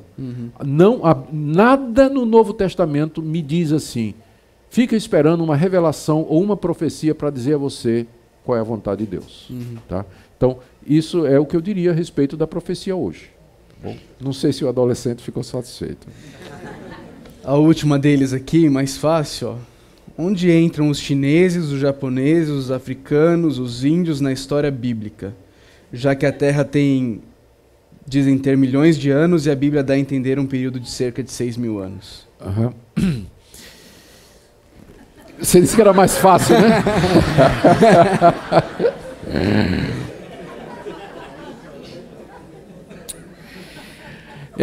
A resposta é complicada, porque nós vamos ter que desdobrar a resposta em várias respostas, ou em vários pontos. O que está em jogo aqui, naturalmente, é o relato da criação, né, em Gênesis. E qual a idade da Terra? Bom, em primeiro lugar, você vai encontrar entre os cristãos pessoas que vão olhar para o relato de Gênesis como sendo apenas um mito. E eles vão dizer que aquilo é um mito fundante, não é? É aquele mito que se viu de base para o surgimento da nação de Israel e, posteriormente, da igreja. Então, muitos cristãos dentro dessa linha, eles vão entender que o relato de Gênesis ele tem que ser sobreposto pelo que diz a ciência. E a ciência hoje ela é evolucionista darwinista, não é? Neo-darwinista, na verdade. E diz então que o mundo tem milhões e milhões de anos, e a raça humana também está aí há milhares de anos, é mais nova, não é, do que a Terra, mas também tem uma idade muito, muito avançada, e que chegou no estágio que está hoje através de um longo processo de evolução que vem de um ancestral comum, né? O relato bíblico é todo fantasia, né? Então você vai encontrar gente que se diz evangélico, mas que está nessa categoria que é chamado de evolucionismo teísta ou teísmo evolucionista. O exemplo mais conhecido disso é o famoso Collins, que foi o pai do genoma. Ele foi o líder do grupo que mapeou o genoma humano. Como é o nome dele? Me foge agora. É o Francis Collins, obrigado. Ele escreveu um livro, inclusive, A Linguagem de Deus, em que ele diz que o DNA só pode ter origem divina. Só que ele acredita que Deus criou o DNA através de um longo processo evolutivo. Ele é um evolucionista, mas que crê em Deus, acha que Deus fez tudo o que fez através de um longo processo de evolução, por isso ele vai considerar Gênesis capítulo 1 como sendo fictício, lenda, né? Não é literal. Então esse pessoal nem agrada os evolucionistas e nem agrada os crentes, né? Que creem que a Bíblia de fato é a palavra de Deus. Entre os que creem que o relato de Gênesis é histórico e literal, você vai encontrar aqueles chamados dos criacionistas da Terra Nova, ou da Terra Jovem, ou os criacionistas da Terra Antiga. Os criacionistas da Terra Jovem tomam os dias de Gênesis como dias literais de 24 horas. Tá? Foram dias literais de 24 horas e eles começam então a contar a história bíblica a partir das cronologias, das genealogias que vêm em seguida. E aí fazem esse cálculo de que a humanidade, a Terra teria 6, 7, varia, né, a conta. A primeira conta foi feita por um arcebispo anglicano no século, acho que 12 ou 13, foi quem primeiro tentou fazer esse cálculo. Não, 16, né, tentou fazer esse cálculo aí. Outros criacionistas entendem que... Sim, aí eles vão ter que explicar, os criacionistas da Terra Jovem vão ter que explicar por que a Terra parece antiga. Porque a ciência, usando carbono 14, usando uma série de instrumentos de medição, vai dizer a você que as rochas, as sedimentações, nada disso podia ter acontecido em menos de milhões de anos. Não tem como a Terra ter 10 mil anos, é impossível. Então a resposta dos criacionistas de Terra Jovem é dizer que quando Deus criou a Terra, já criou a Terra velha. Aparência de velho. Por que vocês estão rindo? Quando Deus criou Adão, vou imaginar, Deus quando criou Adão, criou Adão, tá? Ali, aquele homem que ele fez do pó da terra, e ele levasse para um médico e dissesse qual a idade desse homem. Adão tinha sido criado fazia 5 minutos. O médico ia examinar e ia dizer, o coração está completo, os órgãos sexuais estão completos, está desenvolvido tudo isso aqui, o cabelo tem 10 centímetros. Então, esse ser aqui, ele tem pelo menos uns 20 anos, né? 18 anos de idade, só que ele tinha sido criado há 5 minutos. Então, os criacionistas da Terra Jovem, eles vão dizer que Deus, quando criou a Terra, já criou funcional. Né? Então, ela tem a aparência de velha, mas é que ela foi criada assim. Tá? Então, é isso que crê. Os outros acham que é melhor dar um lugarzinho, dar algum crédito para a ciência. Né? E aí eles vão dizer ou que há um intervalo de tempo entre o verso primeiro, no princípio criou Deus os céus e a terra, né? E a terra era sem forma e vazia. E disse Deus, segundo verso. Né? Então há um espaço ali de milhões de anos, o que acomodaria a idade avançada da Terra, né? O tempo de sedimentação e tudo mais. Ou vão para a ideia de que os dias eles não são 24 horas literais, tá certo? Mas são períodos de tempo em que Deus criou e parou, ou em que ele foi criando. Esse pessoal não acredita em evolução. Não é que eles acreditam em evolução, mas acham que o relato de Gênesis não obriga a ser dias literais de 24 horas. Então, essas são... dependendo, então, dessa resposta, você vai ter a resposta do chinês, né? Então, se o homem, de fato... as raças, então, as diferentes raças, elas são simplesmente o resultado da adaptação do ser humano, criado originalmente por Deus, ao seu ambiente. Aqui é importante, Niel, dizer uma outra coisa também. Quando o pessoal fala em evolução, você tem que fazer a distinção entre a microevolução e a macroevolução. Microevolução, eu não tenho problema com isso, e ninguém tem problema com isso, porque é comprovado cientificamente. Os seres vivos, eles se adaptam ao seu ambiente. Isso explica a variedade, por exemplo, de cachorro, a variedade de gato, a variedade de passarinho. E foi o que Darwin viu lá na ilha Galápagos, que os tentilhões, eles alteravam o bico de acordo com a estação do ano e o tipo de fruta que eles comiam. Aí ele disse, não, os seres se adaptam ao ambiente. E foi então quando ele veio com a ideia da seleção natural, que acontecia randomicamente, não é? E aí ele extrapolou para dizer que as espécies todas são adaptações de um único ser vivo inicial. Isso aí o cristão rejeita, né? Completamente, porque Deus, quando criou, já criou as espécies distintas. Agora, dentro das espécies existe adaptação, que a gente chama de microevolução, e que explica por que você tem diferentes variedades, né, de tipos humanos, né, e de animais e tudo mais. A macroevolução, que aí você não tem comprovação científica, seria a passagem de uma raça para outra. Não é? Seria um tentilhão virar um mamífero. Um tentilhão virar um mamífero, ou um macaco virar um homem, que nunca Darwin disse isso. O pessoal às vezes pensa que Darwin disse que o homem veio do macaco. Darwin nunca disse isso. O que ele disse é que o homem e o macaco vieram do mesmo ancestral. Tá? Evoluíram a partir do mesmo ancestral. Não que o homem veio do macaco, mas eles vieram do mesmo ancestral. Então isso explicaria, você está perguntando o que é que eu acredito então, né? Com relação a Gênesis capítulo 1. Eu sou mais da Terra Nova, né? Eu penso que o relato, essa explicação de ter criado a Terra com essa aparência, ela é uma boa explicação. Agora, eu não teria dificuldade se provasse que, ou ficasse claro, né? Deus não deixa de ser Deus e nem a terra deixa de ser a terra dele, e nem o livro de Gênesis perde a sua autoridade se em algum momento ali Deus levou esse espaço de tempo para criar a terra e, portanto, você tem esses resíduos, né, que são hoje possíveis de medida pelos instrumentos.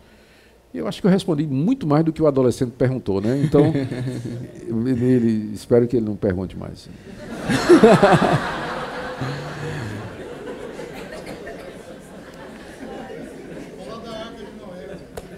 Vamos então para as mais fáceis agora. Eu não acredito mais em você. Reverendo, o senhor, especialmente nos últimos anos, ganhou uma projeção muito grande no meio evangélico. O que te mantém vinculado de uma maneira tão profunda durante todos esses anos à igreja local? Eu estou pensando se o senhor poderia viver de pregador itinerante ou algo do tipo. Eu já fiz as contas, dá sim.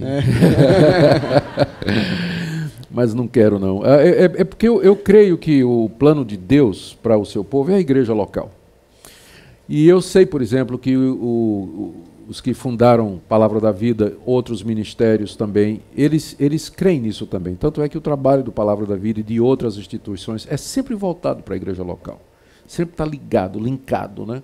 Isso aí. E eu creio nisso. Eu creio que se eu puder servir a igreja local como pastor, e que foi o dom que Deus me deu, eu nunca consegui me livrar do pastorado, né? Tive a oportunidade, mas nunca consegui me livrar. Então, se eu tiver a oportunidade de estar numa igreja, servir uma comunidade local, através da pregação dos meus dons que Deus me deu, eu me sinto realizado e me sinto bastante feliz. Porque eu creio que a igreja está no centro da vontade de Deus para esse mundo. É assim que ele age. À medida que o evangelho é pregado, as pessoas se convertem, elas têm que ser congregadas, elas têm que ser discipuladas, elas têm que ser batizadas e elas têm que ser instruídas em tudo aquilo que Jesus disse. Então não dá para fazer isso sem igreja local. Então eu creio firmemente nisso. Por isso eu tenho muita alegria e muito prazer em pastorear, mesmo quando eu tenho oportunidades de... E é sempre uma luta, porque tem muitos convites e eu gosto de pregar, né? Então eu fico dividido, né? Mas eu fico acabando... Eu prefiro a igreja local.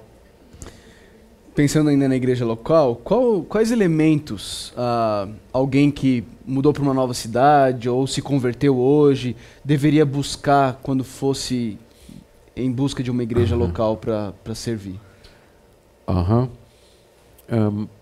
Primeiro eu tenho que dizer que eu creio que o reino de Deus é muito maior do que a igreja presbiteriana. Tá?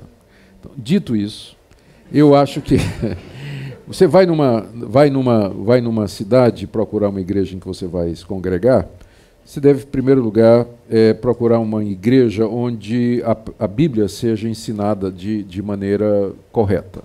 Haja exposição bíblica, ensinamento bíblico. O ideal seria que o pastor fosse um expositor bíblico, mas nem sempre isso é possível. Um pastor pode ser bíblico mesmo que ele não seja um expositor. Ele pode ser um pregador tópico ou textual, mas desde que ele procure ensinar a Bíblia para o povo e que ele esteja debaixo da autoridade da Bíblia, que ele não traga para dentro da igreja coisas que não são autorizadas pela Bíblia, então ali você já tem um bom indicador da igreja, não é? Esse seria o ponto mais importante. Se além disso for uma igreja que ela cuida pelos membros, que há zelo por aqueles que se declaram membros da igreja, do tipo assim, a pastorado, a visitação, a cuidado com a vida espiritual, a correção e até o exercício da disciplina, né, se a pessoa errar, melhor ainda. Melhor ainda. Então eu iria por essas duas coisas, né, o cuidado pastoral e o ensino da palavra de Deus.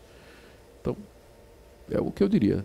Quando isso pode ser, nem sempre é possível isso, dependendo da cidade, mas eu digo isso com muito cuidado, a pessoa pode complementar com material que pode buscar no YouTube, na internet, de bons pregadores, há estudos bíblicos, há bons livros que podem também ser usados como complemento, mas nada substitui a comunhão numa igreja.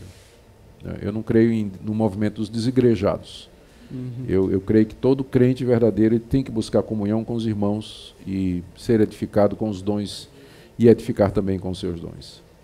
Está caminhando para o fim. Algum irmão gostaria de entrar na conversa?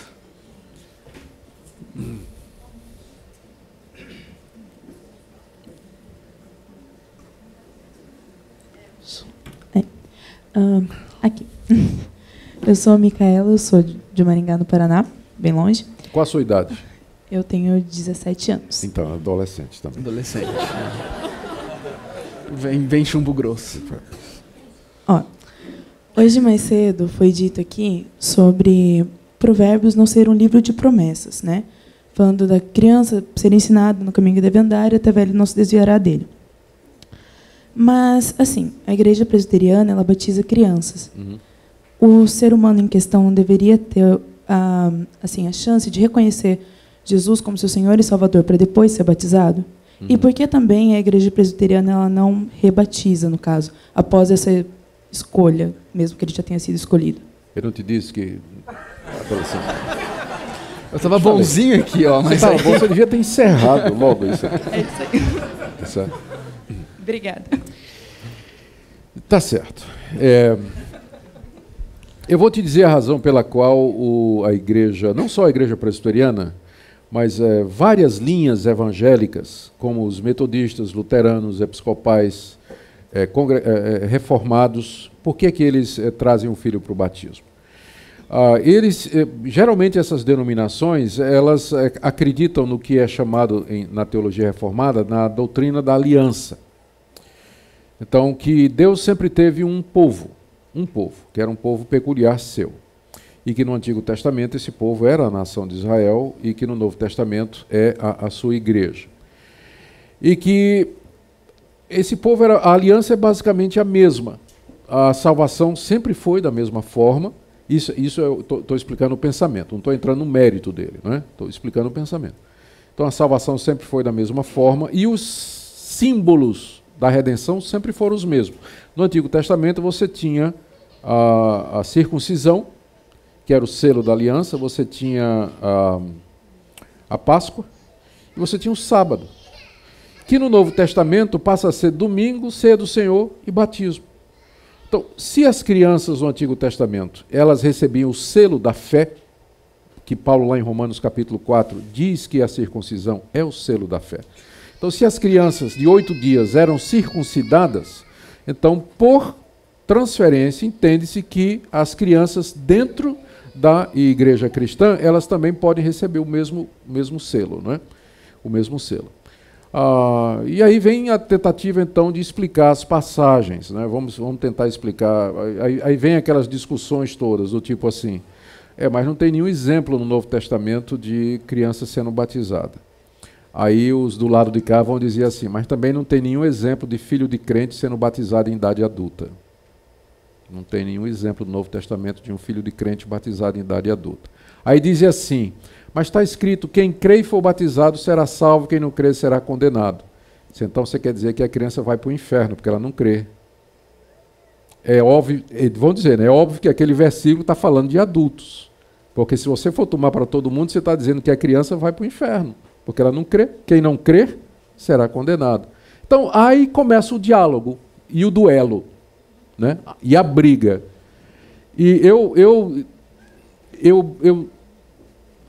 estou respondendo o que você perguntou, mas é o tipo de assunto que eu não escolheria para fazer uma palestra, fazer uma discussão, a não ser dentro da minha própria igreja, onde as pessoas que entram lá creem nisso, como eu creio também. Mas eu não deixarei nunca esse conceito, né, me separar, por exemplo, dos meus irmãos batistas, pentecostais e tudo mais, que têm a mesma intenção quando vai apresentar o filho diante de Deus, com 8 dias de nascido, 1 mês, né, diante de Deus, traz a criança para ser apresentada. O alvo é absolutamente o mesmo. Deus, tenha misericórdia do meu filho, quero criar o meu filho no caminho do Senhor, eu o apresento a Ti, quero que ele ande diante de Ti. A intenção é exatamente a mesma. A diferença é uma briga que dura 2000 anos, tá certo? E eu tenho certeza que você não quer que eu resolva hoje à noite. Tá bom?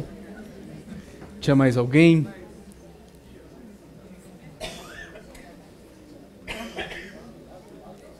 Onde está o microfone daqui? Vai.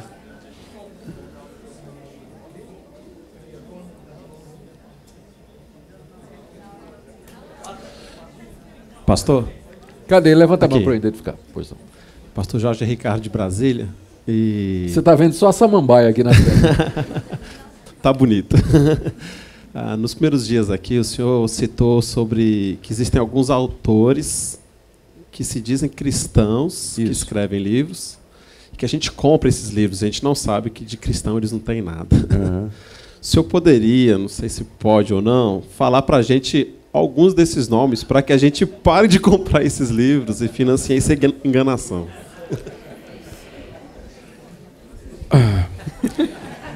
Ok. Tudo bem. Esses autores, eles geralmente são autores do século passado e dentro da tradição exegética alemã, foi onde começou o liberalismo teológico. Tá? Então você vai encontrar uma gama hoje desses autores traduzidos e publicados por algumas editoras, tipo a editora Vozes, a editora Paulus, que são editoras católicas, e que é o pessoal ligado ao Concílio Vaticano II, que abraçou o liberalismo teológico dentro da Igreja Católica, e que publica muito desse pessoal. Um que é muito popular é o Rudolf Bultmann. Ele tem uma teologia do Novo Testamento dessa grossura, ele tem um comentário, uma introdução ao Novo Testamento também. Ele tem um livro sobre Marcos, que é fundamental e é muito usado nos cursos de teologia de Universidade Federal, esses cursos livres de teologia, geralmente que tem reconhecimento do MEC. Então, Bultmann é o nome do cara. Bultmann não cria na ressurreição literal de Cristo Jesus, não cria na inspiração da Bíblia, ele não cria que Cristo morreu pelos nossos pecados. Ele era da Igreja Luterana e era um professor, foi professor na Universidade de Marburg durante 30 anos na cadeira do Novo Testamento. Um homem extremamente culto, mas incrédulo. Realmente ele não acreditava em nada daquilo. Ele tem um comentário no Evangelho de João, e quando ele chega na parte final do Evangelho de João, que fala da ressurreição, ele faz uma das melhores interpretações do Evangelho de João que eu já li. Só que, numa altura, ele diz que João acreditava naquilo. Ele não. Ele não.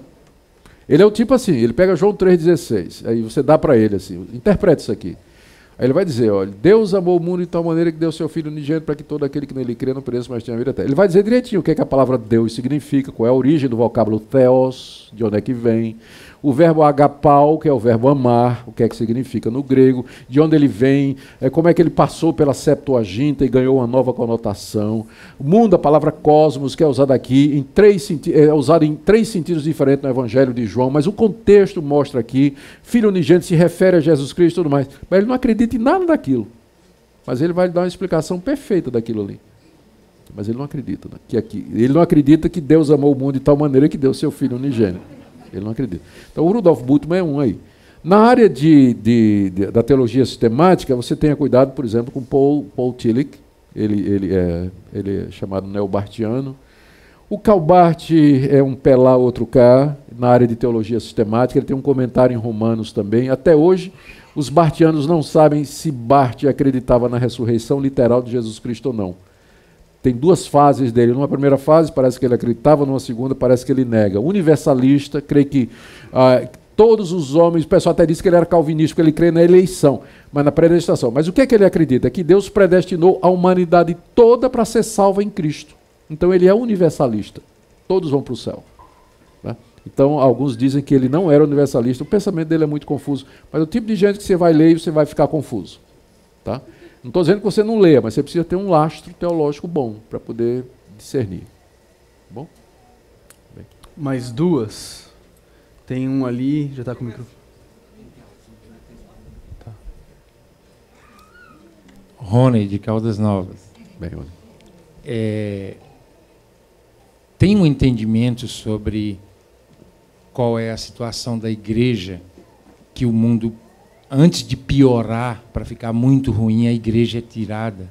E um outro entendimento que o mundo vai melhorando com a pregação do evangelho. Há uma alternativa a esses dois?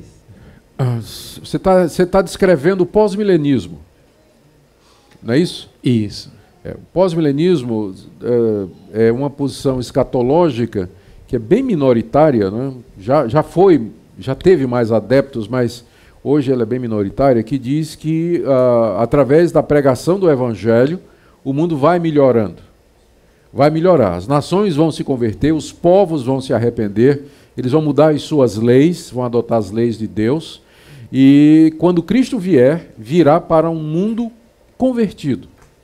Cristo virá para um mundo cristianizado.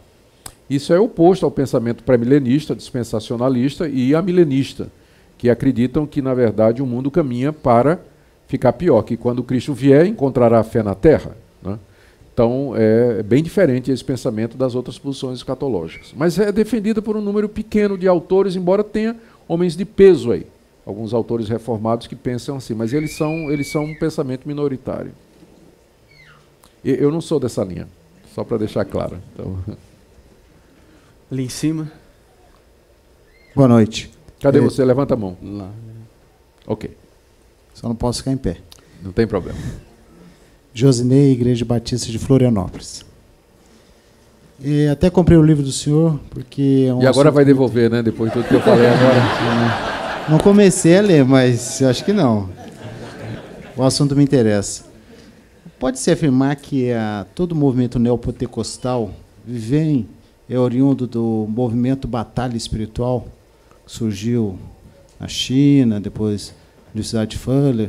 Toda essa ideia da igreja neopentecostal de prosperidade, cura, é oriundo desse movimento? A gente teria que fazer algumas definições aí para poder defender, né? O movimento de batalha espiritual, ele nasceu na década de 80, mais ou menos, como movimento. As ideias já existiam, né? Mas como movimento ele nasce na década de 80 e, de fato, da origem é o movimento neopentecostal, junto com o movimento neopentecostal. Tem origem nos Estados Unidos, né? Então, como movimento. Então, era muito... tem a ver com o ministério dentro de igrejas pentecostais de pregadores que se tornaram extremamente populares, se desligaram da denominação pentecostal tradicional, geralmente a Assembleia de Deus, e eles começaram a modificar, inclusive, as próprias doutrinas da Assembleia de Deus. A Assembleia de Deus, a tradicional, ela não aceita muito do movimento pentecostal. Então, até hoje, oficialmente, a Assembleia de Deus não aceita apóstolo. A Assembleia de Deus tradicional ela não aceita apóstolos, né? Mas de dentro dela surgem esses pregadores que ganham, como Benny Hinn, por exemplo, Kenneth Copeland, Kenneth Hagin. Esse pessoal começa a ganhar um destaque e eles começam a introduzir essas ideias, né? E aí chega a figura do Peter Wagner, que é do seminário de Fuller, e esse pessoal começou a desenvolver essas teorias da batalha espiritual junto, e que depois virou o movimento apostólico, Não sei se vocês já perceberam, mas a relação é muito clara, né? O movimento de batalha espiritual, na década de 80, 90, prometeu que, através da luta contra os demônios, Deus haveria de dominar a terra e dar vitória ao seu povo. Passaram-se 30, 40 anos do movimento de batalha espiritual e isso não aconteceu. Então, o mesmo pessoal que começou a difundir a batalha espiritual há 40 anos atrás, começou a dizer que Deus havia revelado que o movimento de batalha espiritual não prosperou porque faltavam generais para comandar o exército de Deus, que eram os apóstolos. E aí o próprio Peter Wagner foi consagrado apóstolo. Então todo esse pessoal, o René Terranova, o de Belo Horizonte, o Estevão Hernandes, a Valdice Milhomens, a Neuza Itioca, que são apóstolas e tudo mais. Todos eles são desse mesmo movimento que acha que Deus está levantando os apóstolos hoje para liderar a guerra espiritual contra o reino do mal, para que Cristo venha buscar uma igreja triunfante e vitoriosa. Então é muito junto isso aí, não é? Não entenda mal a minha resposta, mas a melhor coisa é você comprar o meu livro sobre apóstolos. Eu darei o autógrafo com todo prazer, onde eu documento essa relação do movimento de batalha espiritual com o surgimento desses novos apóstolos. E você está correto. As igrejas neopentecostais, elas são responsáveis por esse tipo de coisa. Elas agora estão indo muito para o lado do judaísmo, né? Reintroduzindo práticas judaicas. É shofar, é arca da aliança, é celebração de Páscoa, de Pentecoste, Templo de Jerusalém, Rabino, Yeshua Hamashia, e por aí vão as coisas todas, né?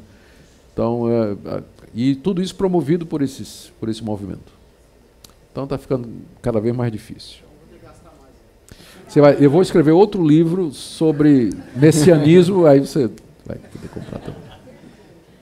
A irmã tem uma pergunta ali. Oi. Sandra Maringá. O senhor falou há pouco que o senhor prefere o pastorado. Isso. O senhor optou por uma igreja local. Eu queria saber duas coisas. Biblicamente, o que o senhor entende por pastorado? O que é um pastor? Porque a gente, como ovelha, às vezes, pelas necessidades que tem, a gente acaba achando, às vezes, que o pastor tem certas funções que talvez não seja a função dele. Então, biblicamente, o que é o pastorado? E é correto um pastor usar, né, defender a sua postura, levando em conta aquele texto, quando são instituídos os diáconos, dizendo que o pastor tem que se ater à leitura da palavra, ao estudo da palavra e à oração, deixando assim visitação e outras coisas. E o que uma igreja precisa priorizar quando ela busca um pastor? Isso. O pastorado, de acordo com a Escritura, ele se baseia na própria pessoa de Cristo, que é chamado o Supremo Pastor das ovelhas, e no próprio ser de Deus, que é chamado de o pastor de Israel. Então, salmos como o 23, por exemplo, o Senhor é meu pastor, nada me faltará, deitar-me faz em verdes pastos, guia-me mansamente, me conduz, me protege, me abençoa. Então, todas estas referências a Deus como pastor e a Cristo como supremo pastor das ovelhas é que moldam no Novo Testamento aquela figura, aquela pessoa que recebe de Deus o dom de pastorear. Então, é basicamente alguém que faz aquilo que Deus faz e que Cristo faz. Busca as pessoas, cuida das pessoas, instrui as pessoas, quando necessário, corrige as pessoas, enfim, cuida delas, né, como um pastor de ovelhas cuida das ovelhas que estão consignadas ao seu cuidado.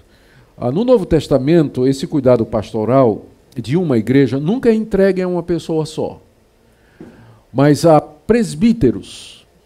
Sempre são um colegiado de presbíteros. O pastor, ele é um presbítero que se dedica exclusivamente a isso aí. Mas todos os presbíteros são pastores. O nome que o Novo Testamento dá para o pastor é presbítero, que significa alguém que literalmente é um idoso, né, um ancião. Então, com isso quer dizer que tem que ser uma pessoa que tem experiência. Outro nome que é dado ao pastor no Novo Testamento é bispo, que quer dizer, a palavra episcopo significa um superintendente, alguém que supervisiona, alguém que vigia. Então, quando a gente vai juntando estas coisas, lá em Efésios 4, verso 11, quando Paulo está nomeando os ministérios que Deus deu para abençoar a igreja, ele fala que Deus deu apóstolos, profetas, evangelistas, pastores e mestres. Esse aí não é que está separando pastor de mestre, mas juntando pastores que também são mestres. Então, quando você pega o quadro completo, o pastor, então, é alguém que, através da maestria, através do ensino, ele vai cuidar do rebanho que Deus confiou às suas mãos. Cuidar espiritualmente, vai procurar o desgarrado, vai socorrer o aflito, vai instruir o duvidoso, vai corrigir o desobediente. Então, isso geralmente é feito por uma equipe, né? Geralmente é feito por uma equipe que na Bíblia é chamada de presbíteros. E de entre eles, a distinção você encontra lá em 1 Timóteo capítulo 5, quando Paulo diz assim que devem ser considerados dignos de dobrada honra os presbíteros que presidem bem, especialmente os que se dedicam, se afadigam na doutrina e na palavra. Foi nesse texto que a Reforma Protestante encontrou base para fazer essa distinção, né? Dentro do corpo presbiteral você tem aqueles que se dedicam a ensinar, se afadigam no ensino e na doutrina, né? Então, o pastor é basicamente isso. Então, uma igreja que está procurando um pastor tem que procurar alguém que tenha essas qualificações. Alguém que tenha condição e capacidade para isso, que se prepare, não é? Agora, essa é a minha visão. Não creio que o cuidado de uma igreja tem que ser deixado na mão de uma pessoa. Não tem isso no Novo Testamento. É sempre uma pluralidade. Então, mesmo que tenha um pastor que estudou teologia, foi consagrado, mas a primeira providência dele é achar liderança na igreja com quem ele possa compartilhar, treinar, discipular, para poder fazer o trabalho junto. Ninguém consegue pastorear uma igreja sozinho. Não pense que esse é o caminho. Tá bom? Última pergunta. Reverendo, até dentro dessa pergunta que a irmã aqui fez, mediante esse crescimento explosivo que nós temos tido no Brasil, de igrejas, dentro desse crescimento há necessidade de ter líderes e pastores dentro dessas igrejas, como nós estamos comentando agora aqui. A minha pergunta é: o ministério pastoral, ele tem sido exercido hoje nas igrejas, na sua íntegra? Por exemplo, um pastor que ele tem um trabalho secular. Ele tem o trabalho secular, ele tem a família. Uma pergunta que eu me faço muito em relação a isso. Ele tem que se preparar para alimentar as ovelhas na igreja. Uhum. Esse ministério, ele é exercido na sua íntegra, ou hoje nós estamos pegando homens e colocando diante das igrejas, nós estamos vendo a bagunça que tem estado a igreja brasileira. Se eu estou errado, o senhor me corrija. Mas eu vejo uma dificuldade de tentar entender isso, e aí eu vejo essa deficiência que está tendo nas igrejas evangélicas, diante dos pastores que não têm preparo, que estão visando o seu lado financeiro, principalmente, uma grande maioria, e tem deixado as ovelhas desnutridas e maltratadas dentro da igreja. Isso. E aí nós ficamos... o ambiente da igreja, ele acaba sofrendo, e aí nós estamos vendo uma igreja dividida hoje, porque cada um tem buscado o seu próprio interesse do seu ministério.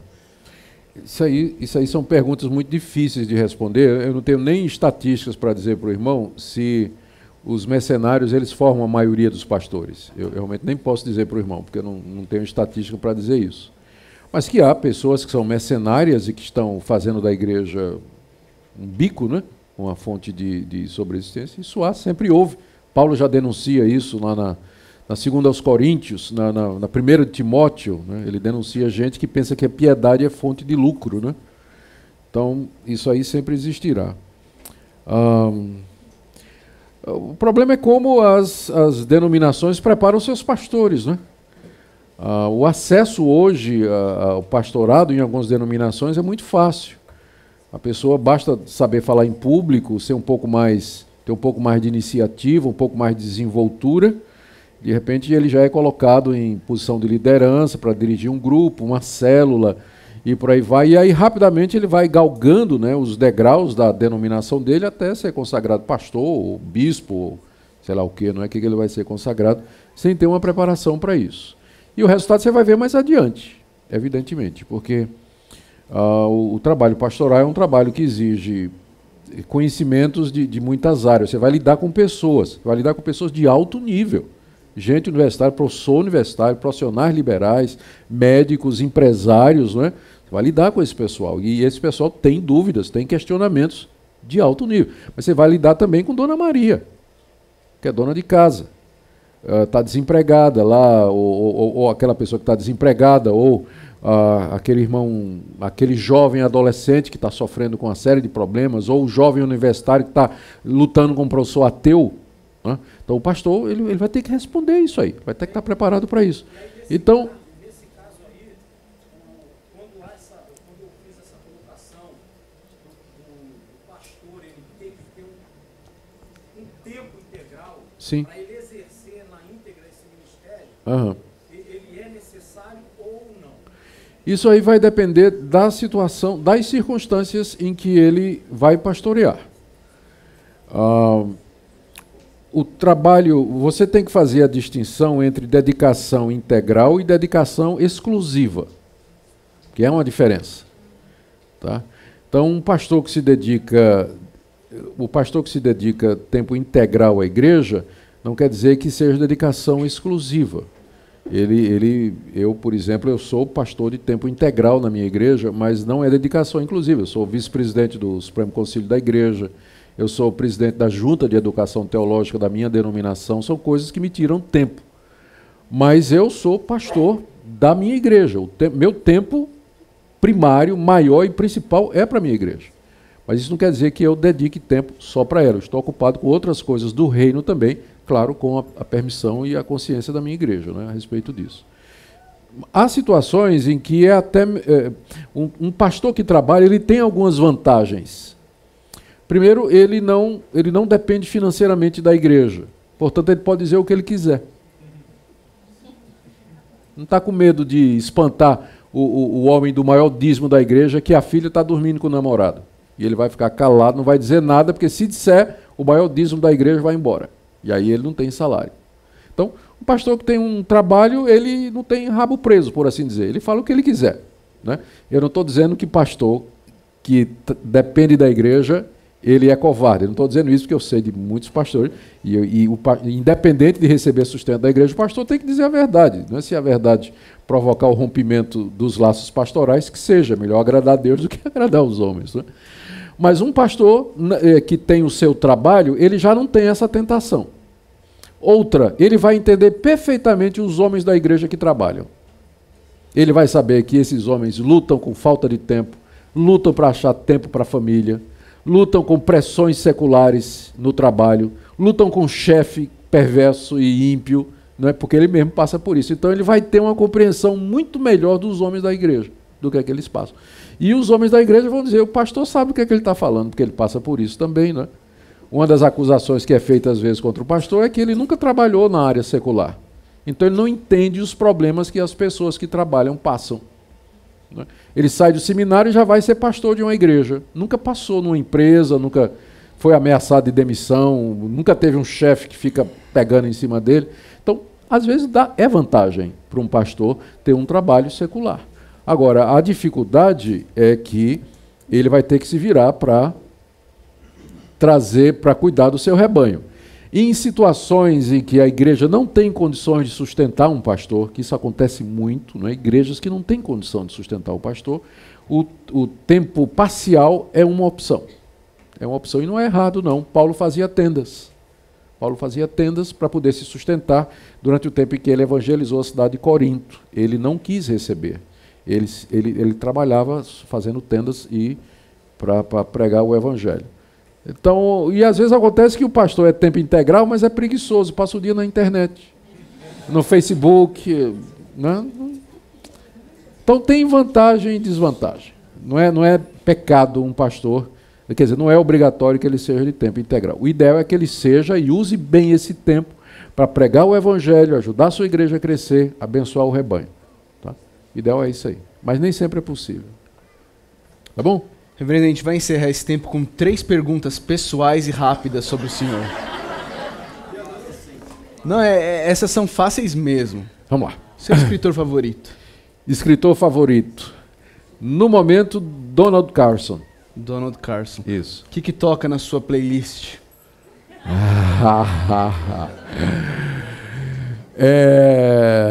Eric Clapton, B.B. King, John Mayer, ZZ Top.